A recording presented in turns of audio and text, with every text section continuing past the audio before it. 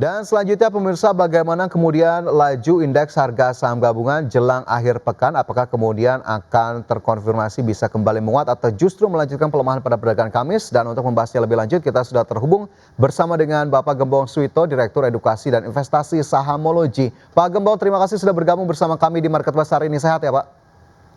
Sehat, alhamdulillah, seperti IHSG yang all time high. Oke, IHSG yang all time high. Pekan ini sepertinya ceria sekali begitu kita melihat IHSG sempat menyentuh 8.600 meskipun di Kamis melemah kembali nih Pak Gembong. Apa sebetulnya yang bisa kita lihat dari posisi IHSG Kamis kemarin?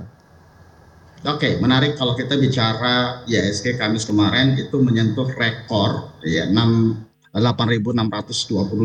itu all time high. Nah, tentunya setelah all time high biasanya kan ya melakukan koreksi yang sifatnya wajar. Saat ini ditutup di 8.557. Nah, cenderung untuk hari ini biasanya hari Jumat, maka itu akan kecenderungan untuk meneruskan koreksi sehatnya di 8.500-an. Kira-kira seperti itu, Mas Fajar.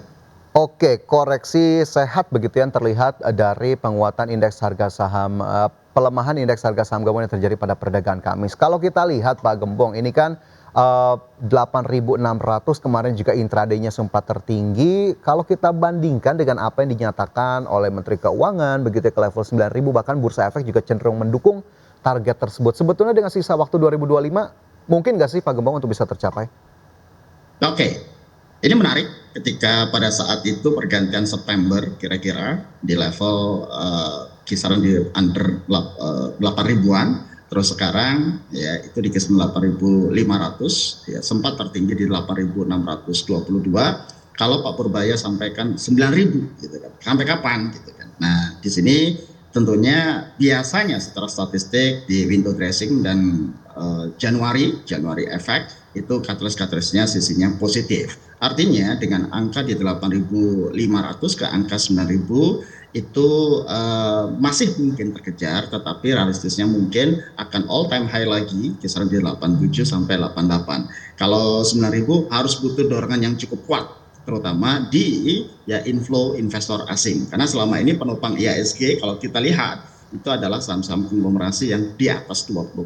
Sedangkan capital outflow itu justru keluar, ya terutama saham-saham blue chip.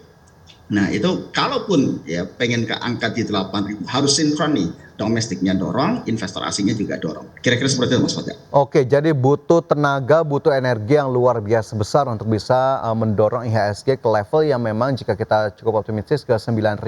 Nah, tadi menyambung apa yang kemudian Pak Gembong katakan begitu ya, saham-saham konglomerasi ternyata masih menjadi energi utama dari indeks harga saham gabungan terpantau hingga perdagangan sebelumnya di 8.600 ini saham konglomerasi mendominasi top leader 10 dari saham-saham yang mencatatkan penguatan terbesar. Ini akan kemana lagi sebetulnya saham-saham konglomerasi terutama di sisa tahun 2025 Pak Gembong? Nah, ini menarik. Kalau kita bicara tahunnya, ya 2024 dan 2025 ini saham-saham konglomerasi yang menjadi kenaikan dipimpin oleh grupnya Prayogo Pangestu, grup Pak PP. Setelah itu dari grup Hapsoro saat ini, grup Bragi dan Sinarmas, kira-kira seperti itu. Nah, ini hati-hati. Kalau dulu di PP itu ada MSCI Index, sempat koreksi, ada FCA, sekarang sudah mulai stabil. Nah, kalau kita bicara analisis teknikalnya bahwa saham-saham grup ini hati-hati. Mungkin puncaknya di 2025 ini, tapi 2026 itu hati-hati. Justru yang menarik adalah all blue chip ya seperti Big Bang, ya saham-saham blue chip yang lain misalnya Astra Telkom itu sudah mulai dilirik lagi. Pasti akan ada rotasi. Jadi kalau untuk yang memegang untuk saham-saham yang konglomerasi pada satu titik 2025 hati-hati akan ada terkoreksi. Versi kita seperti itu, Mas Fajar. Oke, hati-hati waspada pelaku pasar sepertinya harus benar-benar melihat bagaimana kemudian laju saham-saham konglomerasi. Tapi jika memang kita persempit Pak Gembong, adakah kemudian saham konglomerasi yang memang masih cukup menarik untuk diperhatikan sejauh ini baik dari grup PP, Sinarmas atau tadi Happy Hapsoro sendiri? Oke, nah justru dengan ada MSCI, kalau dulu kekhawatiran yang pertama di semester 3, kira-kira di kuartal ketiga itu adalah tidak masuk MSCI. Nah kemarin sudah ya, dan ya beberapa saham-saham konglomerasi sudah masuk, artinya stabilitasnya sudah ada. Jadi kalau kita bicara pemicu-pemicu ya yang sentimen positifnya tentunya ketika ada yang masuk di indeks MSCI ya itu akan menjadi katalis positif karena ya hedge funds yang luar negeri terutama dari sisi indexing pasti akan membeli sesuai dengan kapasitas dari sisi indeksnya dan itu masuk. Jadi kalaupun ya dicermati maka potensi-potensi saham-saham konglomerasi yang masuk di sisi indeks itu menjadi masih katalis Oh. positifnya kira-kira gitu. Oke, jadi ini menjadi tips juga begitu ya, bagaimana kemudian bisa memilah-milih dari banyaknya saham konglomerasi, salah satu indikatornya tadi yang masuk memang indeks global, ini bisalah untuk kemudian diperhatikan meskipun ya keputusan tetap dikembalikan kepada masing-masing dari Anda. Oke, IHSG 8.545, kemudian tadi juga saham-saham pendorongnya sudah sempat diulas begitu ya. Tapi kalau kita lihat dari sentimennya, nah saya balik lagi nih Pak Gembong, sentimen terutama dari global begitu ya ataupun dari luar negeri, sepertinya ekspektasi pemangkasan suku bunga The Fed kian membesar, kian meningkat. Apakah kemudian jika memang benar-benar dilakukan, nah ini juga akan menjadi tenaga juga bagi indeks harga saham gabungan di akhir tahun 2025, Pak Gembong? Yes, itu yang ditunggu. Sekarang market lagi wait and see karena kita bicara global, maka ya satu terkait keputusan The Fed apakah akan menurunkan suku bunga dan itu yang diharapkan pasar di Desember. Cuman realitasnya adalah ya tingkat optimismenya semakin turun. Kenapa? Karena kan ada ya misalnya The Fed dot gitu kan pertemuan proyeksi dari This is the Fed ya memang Desember ini kurang dari 50%. Sehingga itu yang menjadi minggu kemarin ya Wall Street dan semua market di global itu terjadi koreksi yang cukup dalam. Karena memang ya ada dua kubu di situ. Apakah The Fed akan menurunkan suku bunga atau mempertahankan suku bunga? Nah, kira-kira seperti itu. Jadi ketika di Desember yang menjadi katalis utama adalah apakah The Fed akan menurunkan suku bunga untuk mendorong pertumbuhan ekonomi atau dia mempertahankan. Nah, ini makanya terbelah dua kubu tadi gitu. Ya. Nah, itu sentimen utamanya. Oke, itu sentimen utamanya bagaimana kemudian keterbelahan The Fed ini yang menjadi perhatian pasar. Jadi market memang masih wait and see meskipun ekspektasinya sebetulnya ataupun perkiraannya di tengah kondisi ekonomi Amerika Serikat ya seharusnya The Fed bisa mengambil kebijakan yang paling menjadi titik tengah begitu ya. Nah, kalau dari dalam negeri sendiri sebetulnya dari domestik apa yang kemudian bisa kita harapkan untuk bisa menjadi pendorong Pak Gembong? Apakah kemudian rilis data terbaru masih bisa kita harapkan atau justru pergerakan investor domestik terutama institusi ini yang memang harus digenjot lagi ataupun membutuhkan katalis-katalis lainnya? Ya, menarik dari sisi domestik tentunya kalau kita ini kan sudah menjelang November akhir. Ya, minggu depan itu welcome to Desember.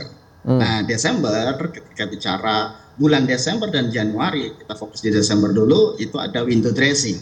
Nah, aktivitas dari sisi window dressing di sini, kalau kita bicara statistik 10 tahun terakhir, ya, kalau dulu masih 100%, tetapi Desember ya 2022, 2024 itu IHSG-nya negatif. Artinya apa? Di sini persentase 78%. Secara statistik dominan kecenderungan untuk positif di window dressing ini. Katalis positifnya adalah satu nanti di awal ya bulan tentunya data inflasi Indonesia saat ini masih terjaga plus minus di level 2,3%. Ya terus yang kedua dari sisi nah ini pertumbuhan ekonomi di kuartal 4 terakhir ini ya tentunya kalau pemerintah kan ekspektasi sekitar 5,6 ya, dorong dengan akhir tahun ya konsumsi akhir tahun Nataru dan lain-lainnya. Ini salah satu katalis positifnya kira-kira dan tentunya ya kebijakan Pak Purbaya yang pro ya terpertumbuhan ya likuiditas dari sisi perbankan ditambahkan lagi ya kemarin beberapa ya masuk di sistem perbankan lagi ditambahkan modal kemarin kan 200 ya ditambahkan lagi beberapa puluh triliun itu menjadi satu optimisme. Makanya ini menarik dari sisi sentimen domestik dan pergerakan dari saham-saham konglo ini yang menjaga kestabilan walaupun satu bulan terakhir terus capital outflow. Tahun ini capital outflow itu sekitar 43% year to date. Ya, ini cukup tinggi, tetapi ya IHSG justru melaju. Nah, di level kenaikan sekitar 20%. Kalaupun nanti kita bicara Desember, ya kemungkinan besar akan all time high lagi, tidak 9.000 mungkin, tetapi 8.700 atau 8.800 masih mungkin. Ya, tetapi kalau nanti didorong oleh investor asing masuk, ya inflow masuk, maka potensi 88 itu akan terjadi. Oke, makanya memang capital inflow ini menjadi satu hal yang dibutuhkan begitu ya. Di tengah outflow saja IHSG masih bisa menyentuh all time high, apalagi inflow-nya lebih kencang lagi begitu ya dari pergerakan hari ini. Lantas kalau saya kembalikan ke IHSG levelnya kan kemarin 8.545. Pak Gembong, boleh tidak diberikan level-level yang bisa diperhatikan juga nih oleh pemirsa? Oke, hari ini Jumat biasanya akan pergerakannya mix dan tentunya setelah all time high di 8.622 akan tes lagi 8.622 apakah mampu untuk memberikan all time high lagi untuk hari ini. Namun kecenderungan kalau kita lihat capital outflow-nya terutama big bank, terus tentunya saham-saham kumuh juga akan ada take profit, maka akan cenderungan IHSG dominan untuk negatif di level 8.500 sampai 8.450 untuk hari ini, dan itu sifatnya koreksi wajar selama belum ya menyentuh di level 8.250 masih aman kira-kira. Nah, tinggal nanti minggu depan ceritanya akan berbeda. Welcome to Desember, harapan kita ya terjaga di statistik yang ibaratnya Desembernya Desember ceria, kira-kira seperti itu. Oke, Desember ceria begitu ya, kita menyambut Desember, tadi level-level terdekat dari indeks harga saham gabungan asalkan jangan koreksi dalam ke 8.250 ya tadi menurut Pak Gembong, ini berarti koreksinya masih cukup wajar dan kita lihat memang masih bertahan di level 8.550-an. Baik, Pak Gembong nanti juga akan kita ulas bagaimana kemudian posisi pembukaan dari indeks harga saham gabungan hari ini dan saham-saham apa saja yang mungkin masih menarik untuk diperhatikan oleh pemirsa, tapi nanti usai jeda, pemirsa tetaplah bersama kami, Market Buzz segera kembali.